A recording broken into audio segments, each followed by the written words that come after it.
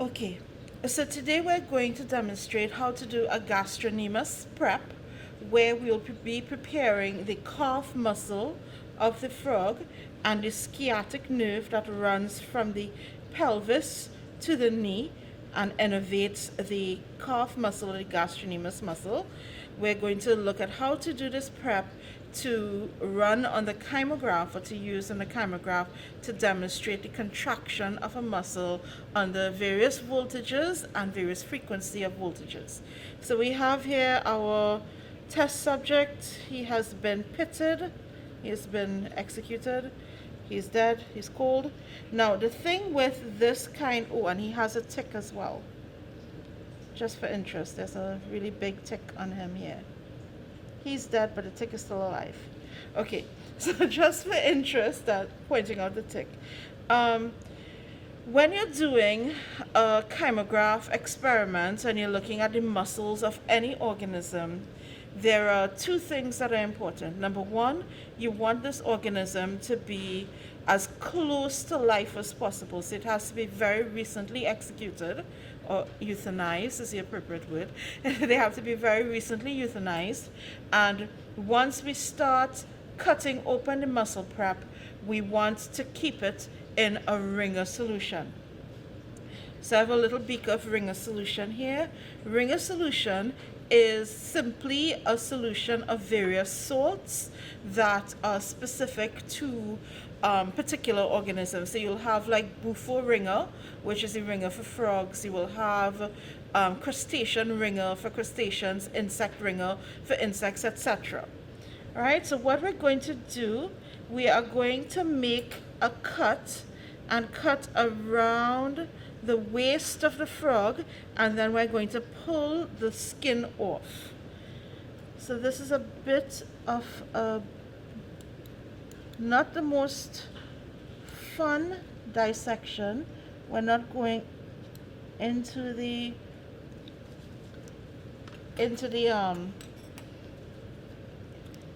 abdominal cavity at all.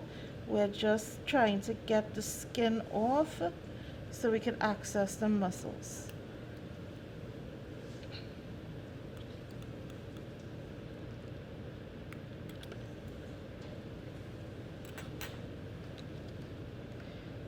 So I'm cutting. Okay.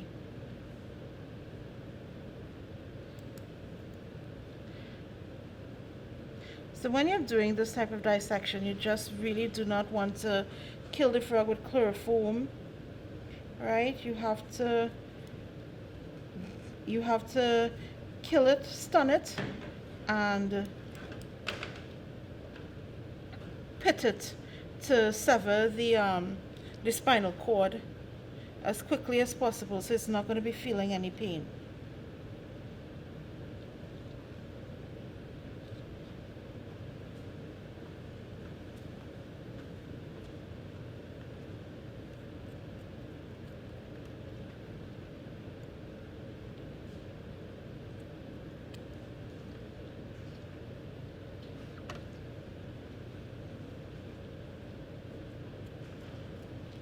So the skin is very close to the body at the spine, so that is usually a little hard to get to.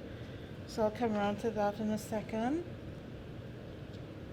So note while we're cutting how vascularized the skin of the amphibian is. Remember that they are cutaneous breathers, so they need to have a lot of blood vessels in their skin.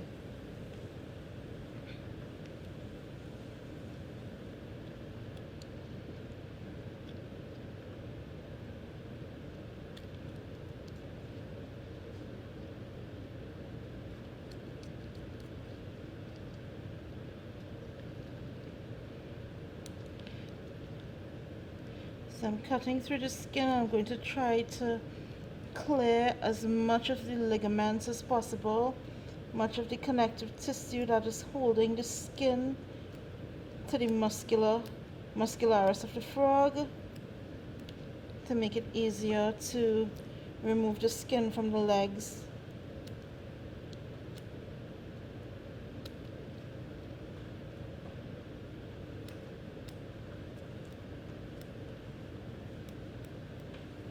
Okay.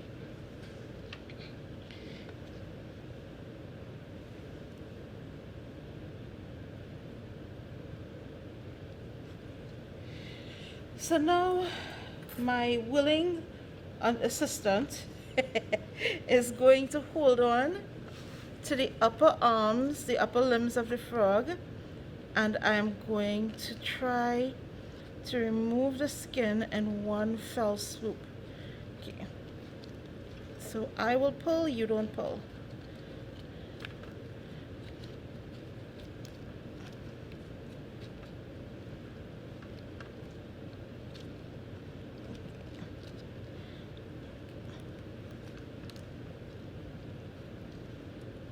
Get a good grip.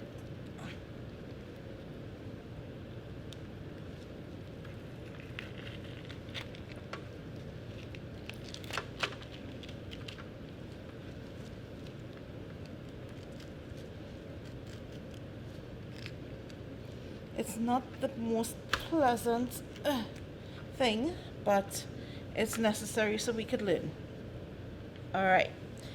So I'm going to use a little wringer here and some tissue, please, to clear up some of the blood so we could see what we're doing.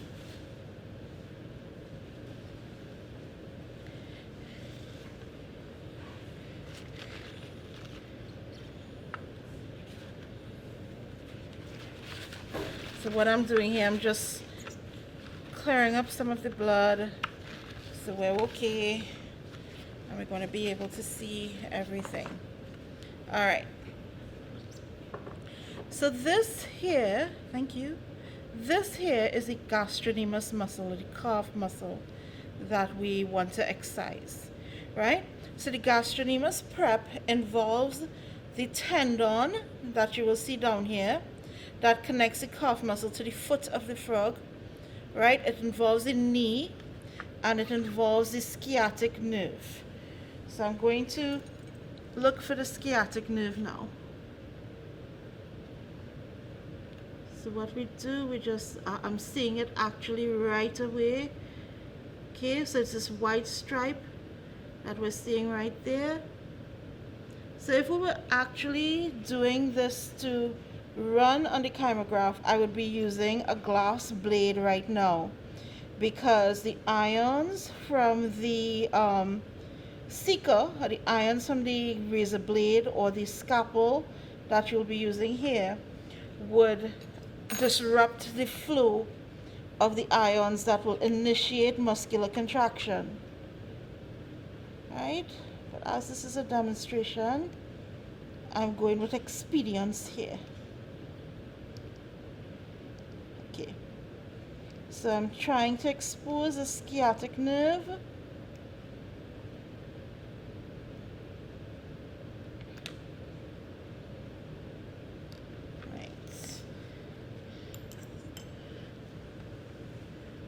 So it's right here, this white little strip that you're seeing running next to the femoral artery. So let me get this a little more exposed.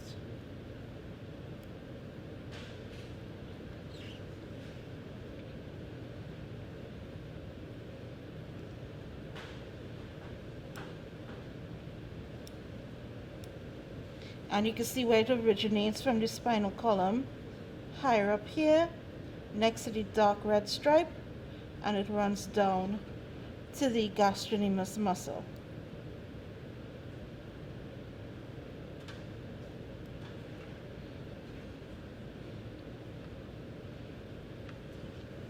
So let's use a little more wringer to clear some of that.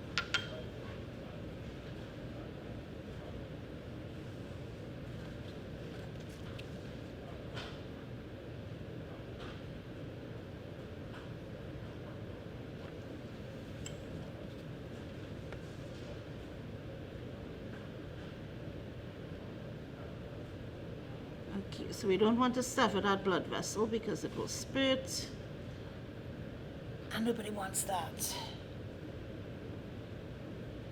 Okay.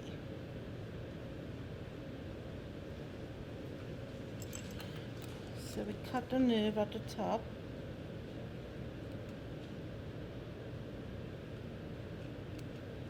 Right? And that's the nerve isolated. Okay? So what we need to do now is to isolate the gastrocnemius muscle. So we're cutting the tendon here, the Achilles tendon, as it were.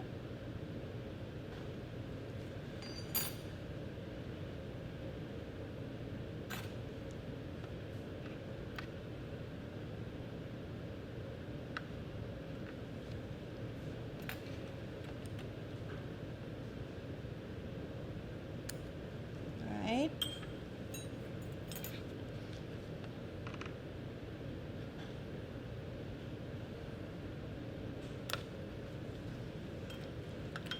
That Achilles tendon is made up of some very strong connective tissue.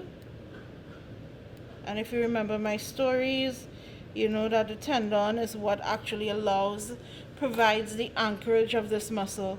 When this tendon is cut and this muscle contracts, it has nothing to pull against. So the contraction of that muscle is pulling the foot upwards to allow this frog to jump. So then comes the final part of our gastrocnemius prep, where we're going to isolate the knee.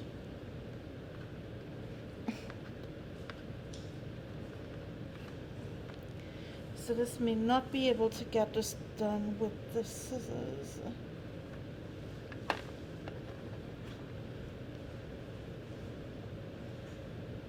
Okay.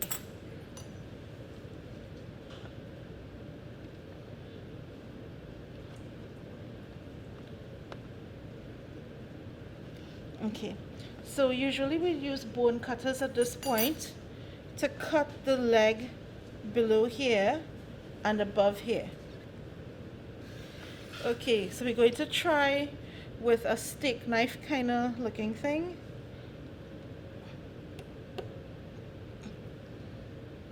Ow.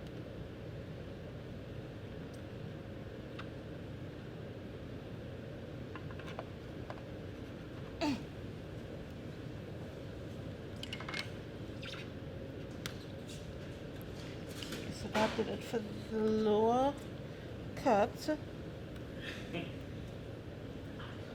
Okay, I'll see if I could do it with a small knife, because I think my students will develop a fear of me after they see me use that hatchet.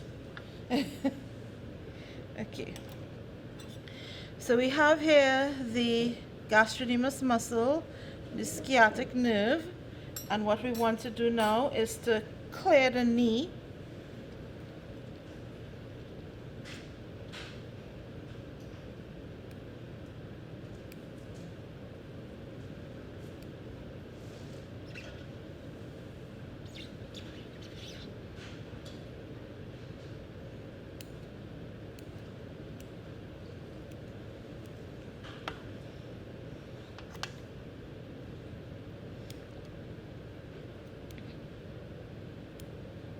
So the reason why a lot of these experiments were set up using this gastrocnemius muscle is because the nerve is so visible and easy to see, easy to find, right? Easy to isolate, easy to find.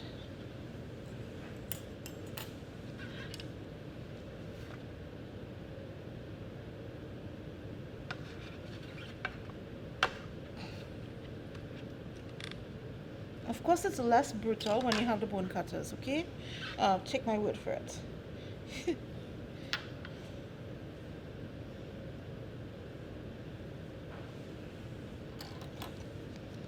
start with making...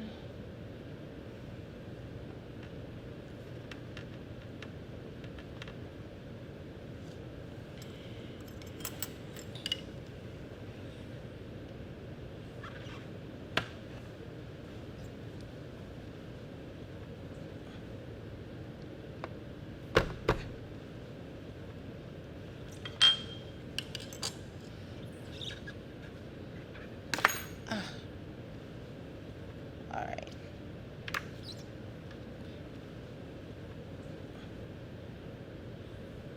parts right here. So the leg joint is broken, and now I can finish the prep.